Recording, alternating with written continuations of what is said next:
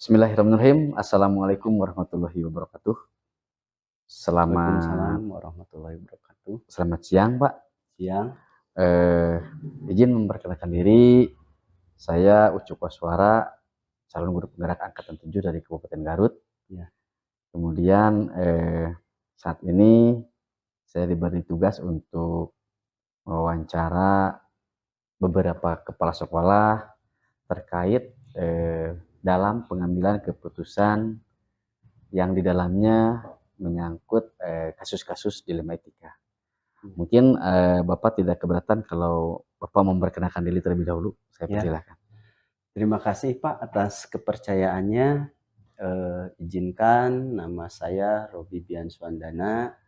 Saya menjabat Kepala Sekolah di SDN 3 Sukamaju, Kecamatan Cilawu.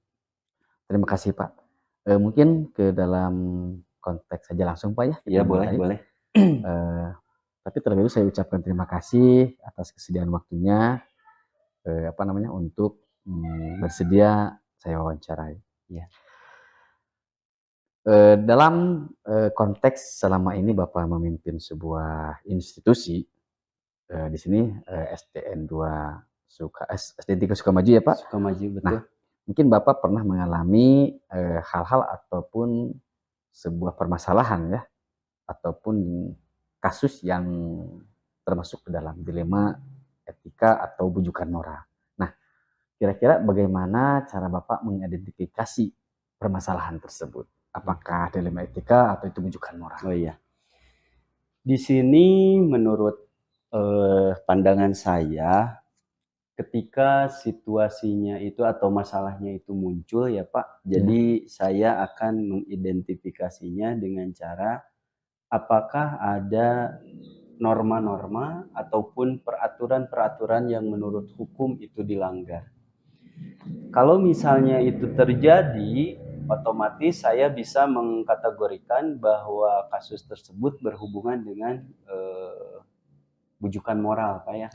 Nah, kecuali jika di sini kasus yang muncul itu ketika dua keputusannya benar versus benar, nah itu mungkin bisa saya kategorikan sebagai dilema etika. Tapi tentu saja untuk mengidentifikasinya kita harus secara hati-hati ya Pak, harus secara hati-hati karena bisa saja kita mengklasifikasikan bahwa itu dilema etika, ternyata itu masuk ke ranah hukum mungkin Pak ya. Ya. Nah jadi kita identifikasinya secara hati-hati dan juga mungkin perlu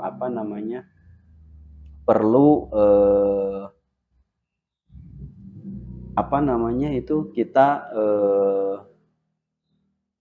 mencari kebenaran dari permasalahan tersebut dan juga fakta-fakta yang muncul. Mengidentifikasi dengan akurat gitu ya Pak ya. Iya betul. Jawaban yang sangat baik Pak, bagus sekali. Saya paham dengan jawaban tersebut. Jadi mungkin pada intinya yang pertama lihat dulu permasalahan apakah itu bersinggungan dengan hukum. Betul. Nah kalau bersinggungan mungkin itu termasuk ke dalam bujukan moral ya.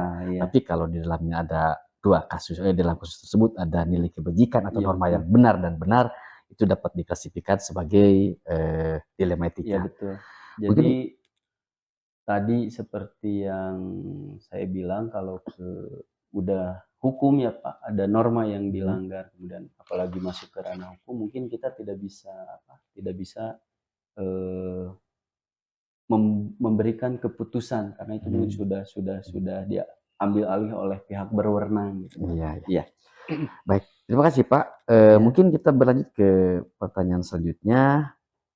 Nah, tadi kita sudah di bagaimana cara mengidentifikasi, kemudian selama ini Bapak dalam menjalankan pengambilan keputusan di sekolah Pak, terutama kasus-kasus di mana ada dua kepentingan yang bersinggungan, sama-sama benar, nah yang mengandung nilai kebijakan, seperti apa Bapak menjalankan pengambilan keputusan itu?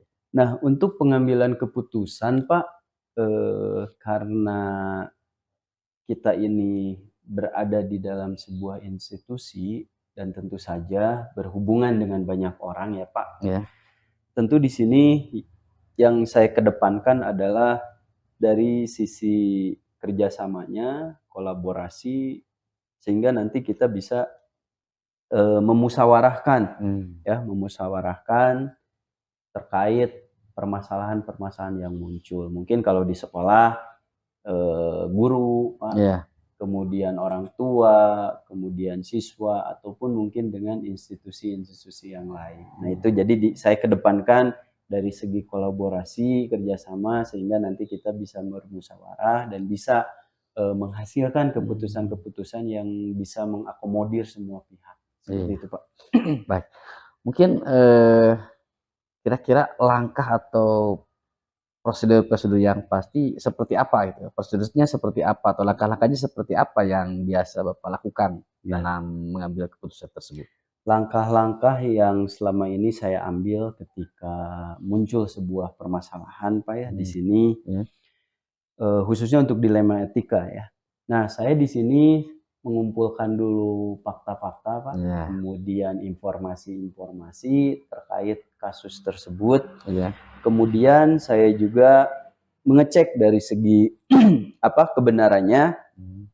karena kita tidak bisa, Uji apa validitas namanya, mungkin maksudnya ya? betul. Nah, jadi itu kita kita cek dulu kebenaran kasusnya, setelah itu kita konfirmasi ke pihak-pihak yang bersinggungan Mmm, tersebut. Nah, setelah itu, setelah kita melakukan, konfirmasi, iya. kemudian selanjutnya kita masuk ke tahap analisis kasus, Pak. Mmm, Jadi kita analisis kasusnya karena jangan sampai bahwa kasus yang tadi melanggar norma kita yang mengambil keputusannya. Karena otomatis kalaupun kita melakukan keputusan yang salah, bahkan kita sendiri mungkin yang bisa berbalik ya? Ya, terseret. berbalik, ya.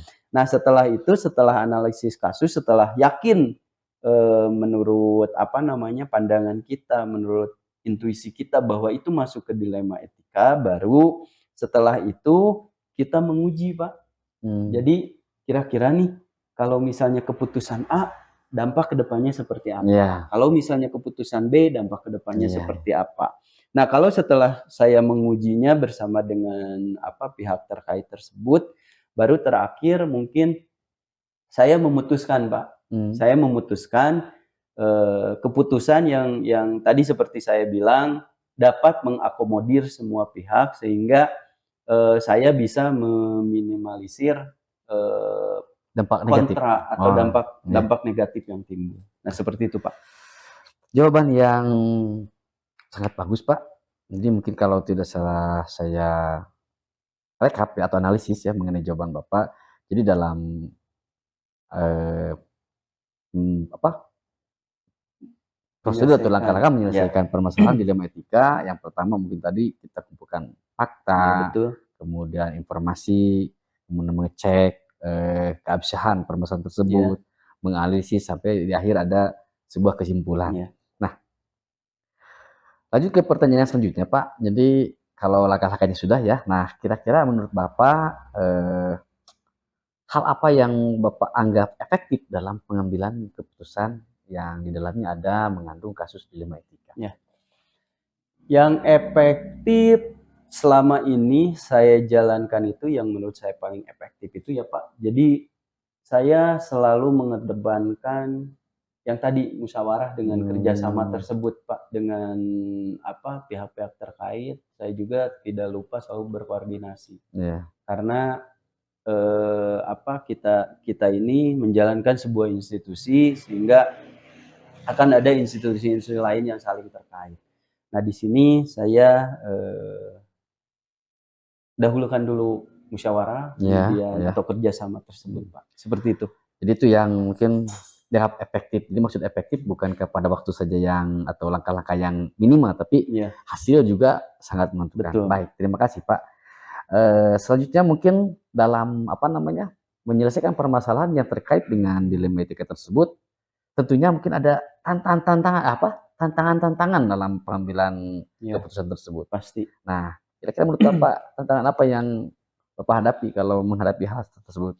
Yang selama ini tantangan itu, tantangan ataupun hambatan itu selalu ada ya, Pak, Ya, ketika kita mengambil keputusan. Yang selama ini menjadi tantangan bagi saya adalah ketika, saya harus apa namanya, meyakinkan, Pak. Meyakinkan pihak-pihak yang tidak puas atas keputusan saya, sehingga, apa namanya, mereka dapat memahami dan mengerti bahwa keputusan yang saya Iya, ambil itu merupakan keputusan yang benar-benar menurut terbaik ya? saya dan juga, apa namanya, yang tadi pihak-pihak terkait tersebut terbaik, sehingga, mereka dapat, apa namanya, tidak berseberangan kembali dengan kita. Nah, itu Iya, yang menjadi tantangan, Pak. Jadi cara meyakinkan mereka oke, supaya, eee, keputusan yang saya, apa, ambil jalankan itu benar-benar bahwa terbaik, betul-betul terbaik. oke. Ya seperti itu, Pak. Jadi tantangannya bagaimana meyakinkan kedua belah pihak bahwa yang apa, keputusan yang kita ambil itu adalah yang terbaik bagi Betul, semua. Pak, seperti itu. Nah, selanjutnya Pak, nah dalam menyelesaikan permasalahan tersebut, mungkin Bapak apa punya apa namanya, ada jadwal khusus ataupun mungkin terutama mungkin jadwal ya Pak ya, Ya. apakah ada jadwal tertentu dalam jika menemukan kasus dilema etika, bagaimana mungkin apakah ada waktu Bapak apa, meluangkan waktu Iya. atau apa namanya, langsung dibereskan ketika menemui permasalahan Iya. dilema etika? Kalau untuk, apa namanya, jadwal, Pak, itu mungkin tergantung dari kasus yang muncul, Pak, Iya, apa, yang muncul ke permukaan. Kalau misalnya saya, apa, setelah tadi dengan tahapan pengujian segala macam, analisis intuisi, kalau misalnya saya pikir itu kasus yang ringan dan dapat diselesaikan pada waktu dan tempat, itu itu juga. juga mungkin saya akan meresponnya secara langsung. Mmm, Tetapi kalau yang memerlukan sebuah pemikiran yang agak keras, Pak, yang agak, yang ya benar-benar bisa dibilang ya, permasalahannya itu rumit, mungkin saya akan memikirkan dengan matang-matang, kemudian menjadwalkan, mmm, apa, dalam menyelesaikannya itu sehingga keputusan yang saya ambil itu tidak terkesan terburu-buru dan iya, dipaksakan. baik sekali, Pak. Untuk tadi meminimalisir bahwa keputusan yang saya ambil itu bisa benar-benar tepat tersebut, Nah, Pak. jadi mungkin dapat dikatakan bahwa dalam menyelesaikan permasalahan itu tentatif ya, tergantung Betul, kepada, berat ringannya kasus permasalahan yang muncul, tersebut. iya. Kalau ringan dapat diselesaikan segera, Iya betul, mungkin kalau berat kita atur jadwal untuk menyelesaikan permasalahan tersebut agar dapat menghasilkan keputusan betul, yang terbaik. betul, Pak. Nah, kemudian Pak, mungkin selama ini, adakah faktor-faktor lain atau mungkin seseorang yang dapat membantu Bapak untuk mempermudah dalam menyelesaikan permasalahan Oke. tersebut? Untuk permasalahan ini yang muncul gitu, Pak, ya, yang muncul kasus-kasus yang muncul tentu saja ada, Pak, ya. Iya, Nah di sini, saya berkoordinasi dengan pihak-pihak yang, apa, bersinggungan tersebut, Pak, iya, dalam kasus tersebut. Kemudian saya pun tidak lepas koordinasi dengan, apa namanya, misalnya dengan guru-guru, iya, kemudian dengan orang tua, iya. kemudian dengan, apa namanya, di sekolah kan ada, apa, pengawas Komunitas praktisi ya? bina, kemudian ada, apa, koordinator wilayah, Iya, sehingga iya. saya selalu berkoordinasi supaya, apa namanya, permasalahan yang muncul tersebut dapat, segera diselesaikan, Jadi seperti itu, mungkin Pak. faktor yang memperoleh itu adanya kolaborasi atau kerjasama dari berbagai lini Betul, ya. betul, Pak. Yang pertama mungkin komunitas sekolah di Ya, mana kita berada, kemudian pimpinan kita, atasan ya. kita. Nah itu Baik, mungkin satu lagi, Pak, terlewat, ya, biasanya saya pun kadang suka, apa namanya, sharing gitu ya iya, dengan para senior iya, yang ketika permasalahannya sama, mudah-mudahan, apa, dengan sharing tersebut saya bisa mengambil pengalaman dari iya, mereka, iya, seperti iya. itu, Pak.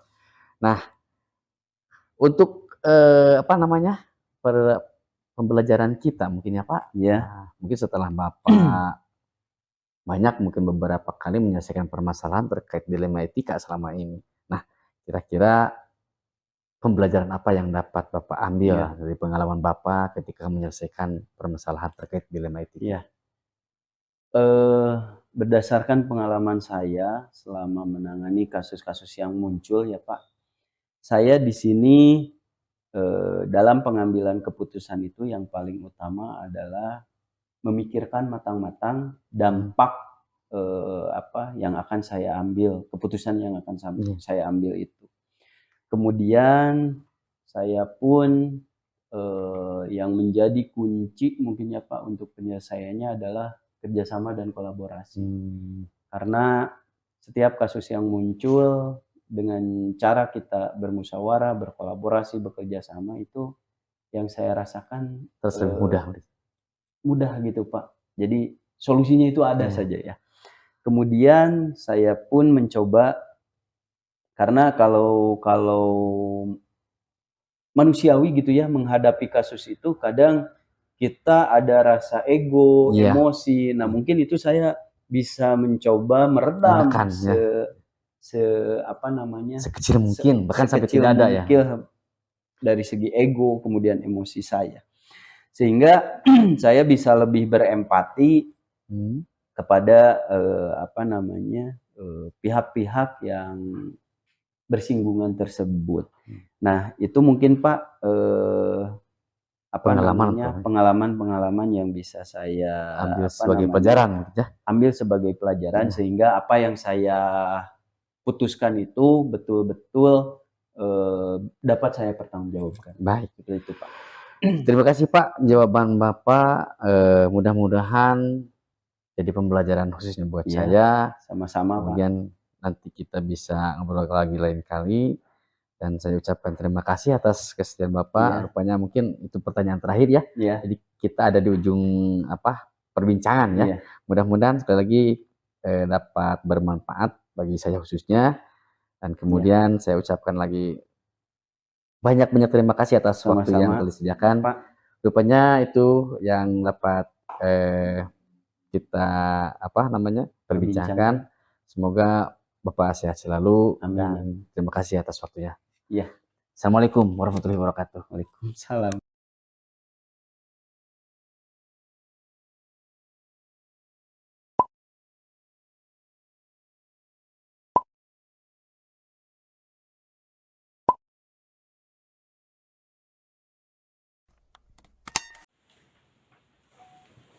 Assalamualaikum warahmatullahi wabarakatuh. Waalaikumsalam warahmatullahi wabarakatuh. Selamat sore Pak. Selamat sore. Bagaimana kabar Bapak ini? Alhamdulillah sehat. Izin perkenalkan dulu Pak. Saya Ucup Koswara, salah satu calon guru penggerak Angkatan 7 Kota Garut. Saat ini saya ada tugas untuk melengkapi modul di 3.1. Tugasnya yaitu untuk mewawancarai kepala sekolah mengenai cara pengambilan keputusan terkait kasus dilema etika di sekolah-sekolah yang ada di sekitar CGP Beradab. Nah, untuk perkenalan bahwa Bapak adalah salah satu pemimpin intasi di suatu sekolah, mungkin mohon perkenalannya Bapak untuk menekan diri terlebih dahulu. Saya persilahkan Pak. Terima kasih. Perkenalkan, nama saya Nkon SPDI, tempat tugas di SDN 1 Sukamukti, dan saya sebagai kepala sekolah mulai dari tahun 2001 sampai sekarang. Baik, terima kasih Pak. Mungkin agar tidak terlalu banyak membuang waktu, kita akan langsung ke pertanyaan yang pertama. Selama Bapak memimpin sebuah institusi, mungkin sekolah ya Pak, nah bagaimana Bapak mengidentifikasi permasalahan atau kasus-kasus yang merupakan kasus yang masuk ke dalam dilema etika atau rujukan moral? Seperti apa Pak cara mengidentifikasinya? Baik, pertama-tama kita lihat dulu kasus-kasus apakah itu bersinggungan yang sama baiknya, maka itu disebut dilema etika. Oh iya iya. Kemudian kalau misalkan kita ada kasus-kasus yang kita mengetahui bahwa kasus tersebut benar atau salah, maka itu namanya tujukan moral. Oh, jadi kalau mungkin tidak salah saya tangkap, jadi ketika dalam kasus tersebut ada dua sisi yang baik, mungkinnya benar-benar itu mungkin dilema etika. Iya, iya. Kalau kita memilih antara benar salah itu termasuk ke dalam rujukan moral. Iya. Setuju Pak maksudnya Pak? Betul betul. Baik, terima kasih jawaban yang sangat baik Pak, sangat bagus. Ke pertanyaan selanjutnya, nah bagaimana Bapak menjalankan pengambilan keputusan di sekolah Bapak, terutama kasus-kasus yang dimana ada dua kepentingan yang sama-sama benar dalamnya, atau sama-sama mengandung nilai kebajikan yang benar. Bagaimana Pak? Ya, kita harus menyelesaikannya secara bijak, walaupun mungkin di pihak lain ada yang kurang puas mungkin ya, karena kedua-dua kasus tersebut adalah benar gitu ya, maka kita harus memprioritaskan sebuah kasus yang mungkin dampaknya sangat luas gitu ya, dan itu harus segera kita selesaikan. Jadi Bapak melihat dulu kepada prioritas ya, prioritas. Jadi mana yang paling penting ya dari kedua muatan yang benar tersebut. Nah, kemudian selain itu juga Bapak melihat dampak-dampak yang paling dominan ya, baiknya dominan di mana justru menekan kepada hal-hal yang sangat efek negatifnya kecil. Jadi itu bisa dicari permasalahannya ya, untuk penyelesaiannya. Baik Pak, terima kasih. Untuk soal selanjutnya Pak, nah seperti yang tadi pernah disinggung sebelumnya, jadi ada bagaimana langkah-langkah atau prosedur yang biasa Bapak lakukan selama ini? Langkah-langkahnya mungkin apa saja gitu awalnya Pak, seperti itu. Pertama-tama kita identifikasi dulu ya, kemudian setelah itu kita analisis ya, karena setiap kasus sebelum diputuskan harus dianalisis dulu. Nah, setelah kita analisis bagaimana kasus tersebut, kemudian dampaknya akan bagaimana, baru kita memutuskan dan menyelesaikan masalah tersebut. Baik, jawabannya sangat bagus Pak. Jadi Bapak tidak langsung memutuskan saja, jadi tidak tergesa-gesa ya Pak. Jadi identifikasi dulu, kemudian menganalisis, kemudian dilihat dampaknya, lalu diputuskan. Nah, kira-kira hal-hal yang dianggap efektif menurut Bapak dalam menyelesaikan permasalahan seperti itu apa saja Pak yang dianggap efektif? Yang dianggap paling efektif untuk menyelesaikan masalah tersebut adalah kita jangan menunda-nunda setiap permasalahan gitu ya. Ketika ada permasalahan atau kasus, kita harus segera mencari solusi untuk menyelesaikan kasus tersebut. Dan tidak luput pula kita harus koordinasi dengan semua warga sekolah. Jadi mungkin maksudnya yang selama ini Bapak anggap efektif itu waktu mungkin ya Pak ya? Iya. Jadi ketika ada permasalahan secepat mungkin dicari penyelesaiannya. Baik. Nah, selama ini Pak yang menjadi tantangan Bapak dalam menyelesaikan kasus-kasus atau pengambilan keputusan terkait dilema etika, yang menjadi tantangannya apa saja Pak menurut Bapak? Yang menjadi tantangan kita adalah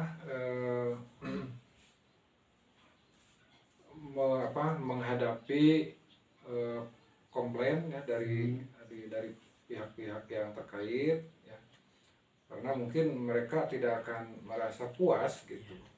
Apapun yang kita putuskan pastilah 100% tidak akan memuaskan mereka.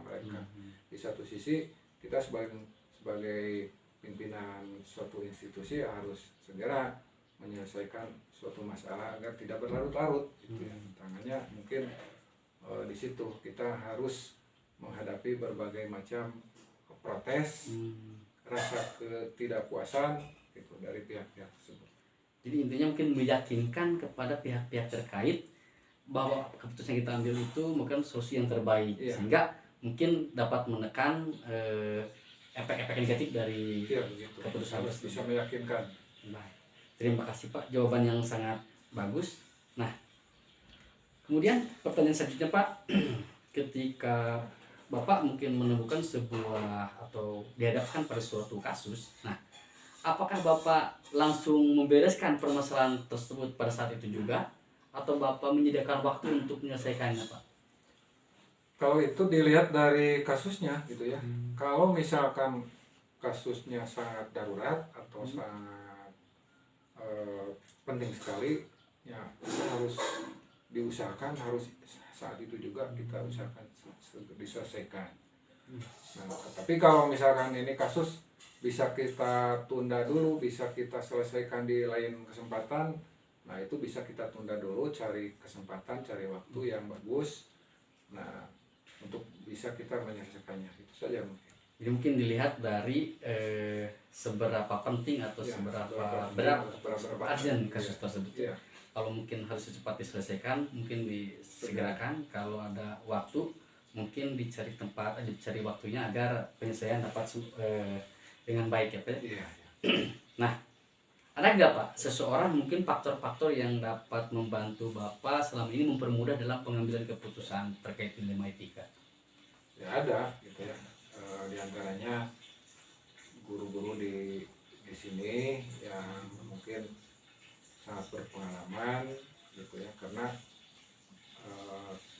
semua apa guru di sini ada yang mungkin secara pengalaman dan usia di atas saya gitu ya, sehingga saya sangat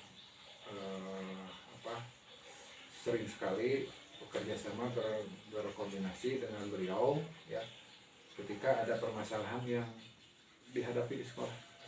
Hai. Nah, kira-kira Pak, pembelajaran apa yang dapat Bapak petik dari pengalaman selama ini dalam menyelesaikan persoalan terkait dilema etika?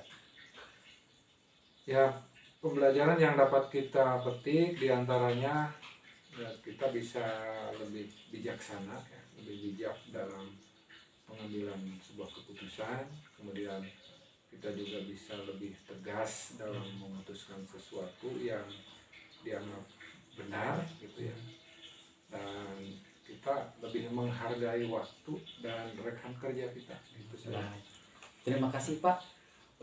Mungkin kita sudah ada di ujung obrolan nih Pak. Terima kasih atas waktunya. Ya, Mudah-mudahan apa yang Bapak barusan kemukakan dapat bermanfaat bagi saya khususnya. amin. Mudah-mudahan Bapak selalu sehat dan terima kasih atas waktunya yang telah disediakan. Mudah-mudahan kami juga bisa menjalankan apa yang menjadi pengalaman baik ini dari Bapak. Terima kasih Pak. Ya, sama-sama. Assalamualaikum warahmatullahi wabarakatuh. Waalaikumsalam warahmatullahi wabarakatuh.